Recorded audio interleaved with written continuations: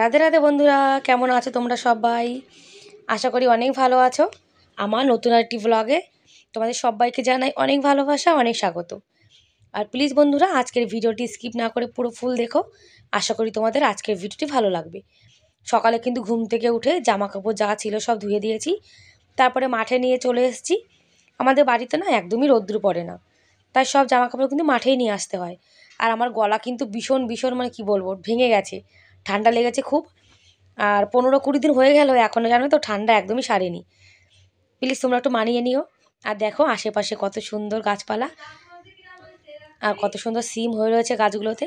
আর আমাদের ওখানে যে সিমগুলো সেগুলো জানো তো খেতে একদমই ভালো লাগে না। আর গ্রামের এই সিমগুলো খেতে খুবই টেস্টি হয়। আর শীতের সকাল দেখতে কিন্তু ভীষণ ভীষণ ভালো লাগে। আর এই গাছপালা তো আরও ভালো লাগে।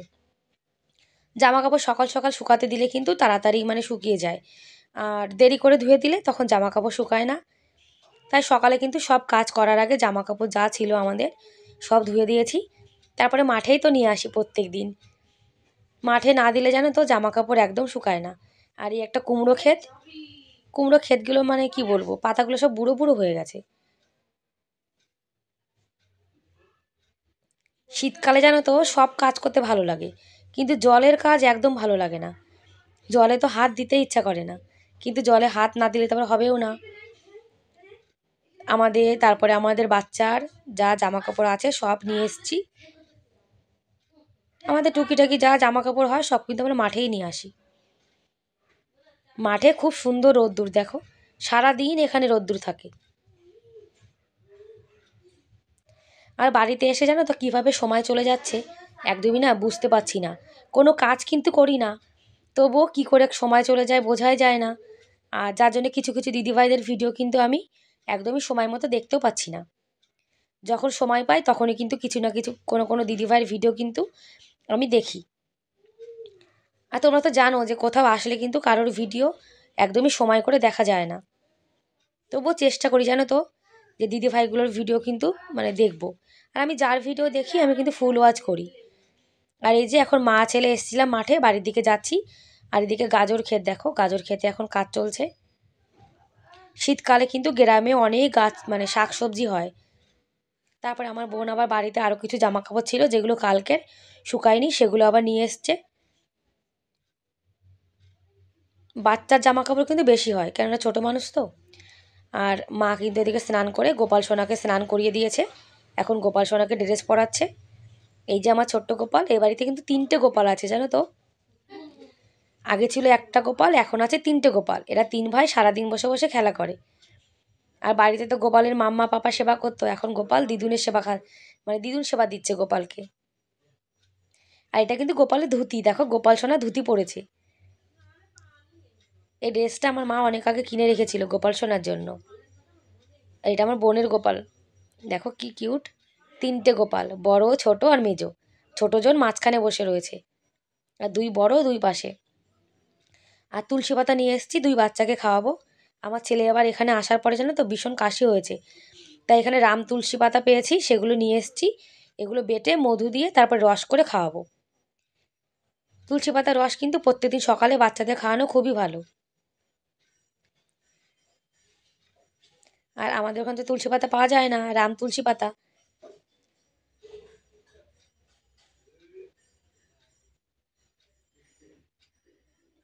আর বন্ধুরা, এখনও পর্যন্ত যারা ভিডিওটি দেখছো, তোমাদের যদি আজকের এই ভিডিওর কোনো অংশ ভালো লেগে থাকে তাহলে প্লিজ একটা লাইক করে দিও।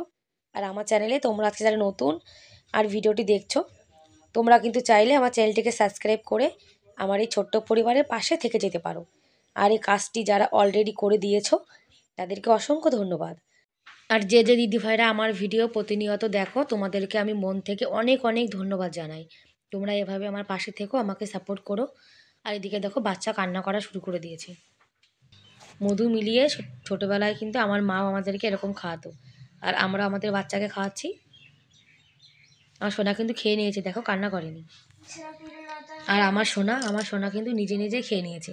আবার দেখো চামচটাও চেটে নিচ্ছে। এতে কিন্তু কাশিও সেরে যায় জানো তো। তারপরে আমরা চা নিয়ে চলে এসেছি মাঠে, বসে বসে এখন চা খাবো। এনারা কিন্তু আগে থেকেই মানে চাটা সব নিয়ে এসছে, আর আমি তো জানি না। ফোনটা কিন্তু বোনের কাছে ছিল আর ভিডিওটা কিন্তু ওই বানিয়েছে। আর আমি বাচ্চাকে নিয়ে আসছি। রোদ্দুরে বসে কিন্তু চা খেতে খুবই ভালো লাগে। আবার বেশিক্ষণ রোদ্দুরে বসলে জানো তো মানে কেমন একটা মানে শরীরে জ্বালা পোড়া হয়ে যায়। বেশিক্ষণ রোদ্দুরে বসাও যায় না, আবার ছায়ায় গেলে ঠান্ডাও লাগে। আর এখন আমরা রোদ্দুরে বসে বসে সবাই মিলে চা খেয়ে নেব। আর একে কিন্তু কেউ চা দেয় না জানো তো, ও শুধু সবার কাপের দিকে তাকিয়ে থাকে।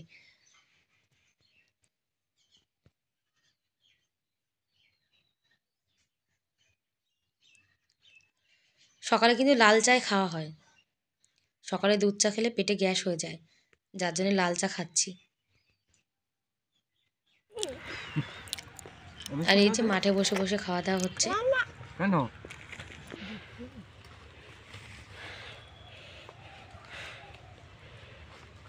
এদিকে আসো ওদিকে এ বাবা এরকম। এদিকে আসো আসতে মা আসতে দিকে আসো। আর এদিকে তাড়াতাড়ি কিন্তু আজকে গোপালের সেবা দেওয়া হয়ে গেছে দুপুরে। আমার মা নিরামিষ যা রান্নাবান্না করেছিল, বিন্দাজি গোপাল সোনা সবাইকে কিন্তু সেবা দিয়ে দিয়েছে, অন্ন সেবা। তারপরে আমরা সবাই রেডি হয়ে গেছি। আজকে একটু আমরা বেড়াতে যাব সবাই মিলে। এরা দুই ভাই বোনও কিন্তু রেডি হয়ে গেছে। এদিকে আরেকজন রেডি হচ্ছে। সকালের খাওয়া দাওয়া করে তারপরে কিন্তু যাচ্ছি আমরা গোপাল সোনাকে সেবা দিয়ে তারপরে। আর আমাদের সোনা তোমাদের কেমন লাগলো তোমরা কিন্তু কমেন্ট করে অবশ্যই জানিও। আর সবাই মিলে এরকম সেজে গুজে ঘুরতে যেতে কিন্তু ভালোই লাগে। ওরা দাদু আর নাতি আগে চলে গেছে আর আমরা কিন্তু পেছন পেছন যাচ্ছি। আবার বিকালে চলে আসবো, থাকবো না। আর এরকম রাস্তায় কিন্তু হাঁটতে খুবই ভালো লাগে জানো তো, চারিদিকে সবুজ আর সবুজ। আর শীত কিন্তু এখানে বেশি নেই, আমাদের রাজস্থানে যেরকম অনেক শীত, সেই হিসাবে কলকাতায় কিন্তু একদমই শীত নেই। আর দুপুরবেলা থেকে কিন্তু একদমই শীত লাগে না, কিন্তু গাড়িতে বসলে আবার শীত লাগবে, মানে হাওয়া টাওয়া লাগে যখন গাড়ি চলে, যার জন্য সোয়েটার চাদর সব কিছু সবাই নিয়ে নিয়েছে। তারপরে আমরা এখান থেকে টোটোতে বসবো, টোটোতে বসে তারপরে টোটো থেকে নেমে আবার একটা অটোতে বসবো। আর ও জানো তো একদম টুপি পরতে চায় না, টুপি পরলেই মানে একা একা খুলে ফেলে। এখন এই বাচ্চা কাচ্চাগুলো এরকমই, একদম টুপি পরতে চায় না। আমার ছেলে তো টুপি পরেই না, আমার ছেলে বলে টুপি পরলে নাকি চুল খারাপ হয়ে যায়। তাই দেখো অটোতে কত হাওয়া টোটোতে, তবুও টুপি পরেনি, টুপি না পরে বসে রয়েছে। তারপরে মিষ্টি নিচ্ছে আমার মা এই দোকান দিয়ে। আমাদের কলকাতার মিষ্টি তারপরে রাজস্থানের মিষ্টির মধ্যে কিন্তু অনেক পার্থক্য। কলকাতায় কত সুন্দর সুন্দর মিষ্টি পাওয়া যায় নানা রকমের, আর আমাদের ওখানে মিষ্টিগুলো দেখতে আলাদা কিন্তু স্বাদ কিন্তু সব কিছুর এক। আর কলকাতায় এক এক মিষ্টির এক এক স্বাদ। তারপরে আমরা অটোতে বসে পড়েছি।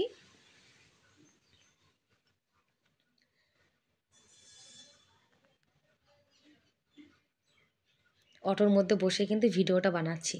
দেখো দেখতে কত সুন্দর লাগছে গ্রামটা। গ্রামের পরিবেশ কিন্তু দেখতে খুবই ভালো লাগে জানো তো। তারপরে এই যে আমরা চলে এসেছি পিসিদের বাড়িতে। পিসি কিন্তু আমাদের জন্য আগে থেকে রান্নাবান্না সব করে রেখেছে জানো তো। পিসি কবে থেকে বলছি তোরা মানে বলছে আসবি আসবি, তা আমাদের তো সময় হয় না। তাই মা বলছে যখন তুই আসবি তখন আমরা একসঙ্গে পিসি বাড়িতে যাব। তারপরে চলে এসেছি, দেখো সবাই মিলে ভীষণ আনন্দ হচ্ছে। আর ও কিন্তু কান্না করছে। বাচ্চারা এক বাড়ি থেকে আর এক বাড়িতে আসলে কিন্তু একটু মানে কি বলবো একটু ভয় ভয় পায়। আর এখন কিন্তু সবাই মিলে বসে বসে গল্প হচ্ছে, গল্প করছে সবাই। আর পিসি বাড়ির জানলা থেকে কিন্তু দেখো একটা পুকুরও দেখা যাচ্ছে। আর ওই বাচ্চা মেয়েটা ওকে কোলে নেবে কিন্তু ও ওর কোলেই যাচ্ছে না, ওর মাথায় আবার ফুল দিয়ে দিচ্ছে। আর আমার সোনা বসে বসে বাইরে থেকে কিন্তু ওই যে বাইরে যে পুকুরটা রয়েছে সে পুকুরটা দেখছে। মানে পুকুর না, ক্ষেতের মধ্যে জল উঠে গেছে, তা পুকুরের মতো কিন্তু হয়ে গেছে। আর পিসি এদিকে সবাইকে খেতে দেবে, যার জন্য কিন্তু সব কিছু রেডি করছে।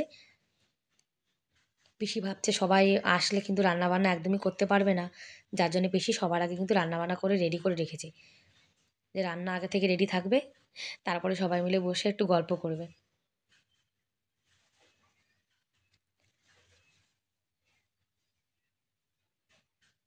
আর বাচ্চারা কিন্তু বাচ্চাদের মধ্যে ভালো থাকে।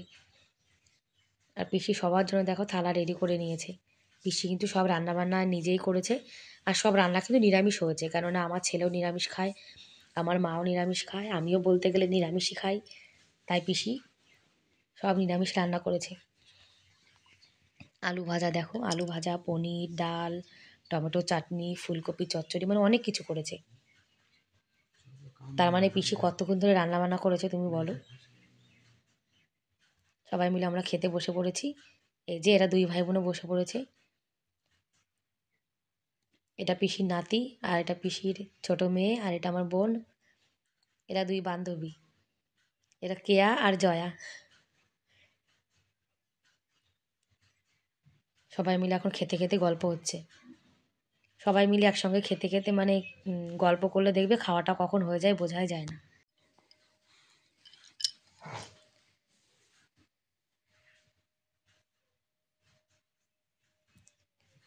আমাদের খাওয়া দাওয়ার পরে এখন ওরা দুই বান্ধবী খেতে বসে পড়েছে। ওনারা দুইজন খাবে আর পরে গল্প করবে, যার জন্য আমাদের লাস্টে ওনারা বসেছে। তারপরে আমরা ওদের বাড়ির পেছন দিকটা চলে এসেছি। দেখো পেছন দিকটা পুরো জল হয়ে গেছে, আর এদিকে অনেক কচু গাছ আছে। এদিকে কিন্তু ফসলের ক্ষেত ছিল, জল উঠে পুরো মানে ক্ষেতটা দেখো একদম খারাপ হয়ে গেছে, এখানে কিছু লাগাতেও পারবে না, পুরো কাদা হয়ে রয়েছে।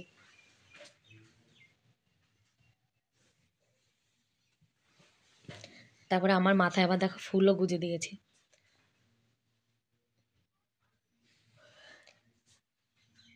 আর এরকম বাগানের মধ্যে কিন্তু সাপও থাকে, যার জন্য কচুর লতি কিন্তু তুলতে পারিনি।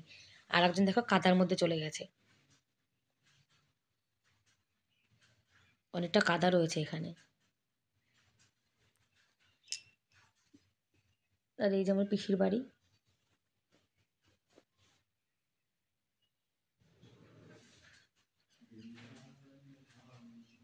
এদের বাড়িতে কিন্তু ভালোই রোদ্দুর পড়ে, আর আমাদের ওই বাড়িতে একদমই রোদ্দুর থাকে না, জানো তো। তুলসী গাছও কত সুন্দর হয়েছে। তারপরে পিসি কিন্তু আমাদের জন্য আবার তেলের পিঠে বসিয়েছে, বলছে তেলের পিঠে খাবি। তেলের পিঠে খেয়ে একটু রেস্ট নিয়ে এই যে পিসে মশাই চা বানাচ্ছে, তাই পিসে মশাই হাতে চা খাবো, তারপরে বাড়ির দিকে রওনা হব। পিসে মশাই কিন্তু খুব সুন্দর চা বানায়, জানো তো।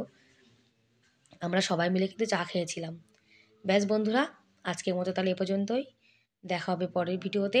ততক্ষণ অনেক ভালো থেকো, বাই বাই।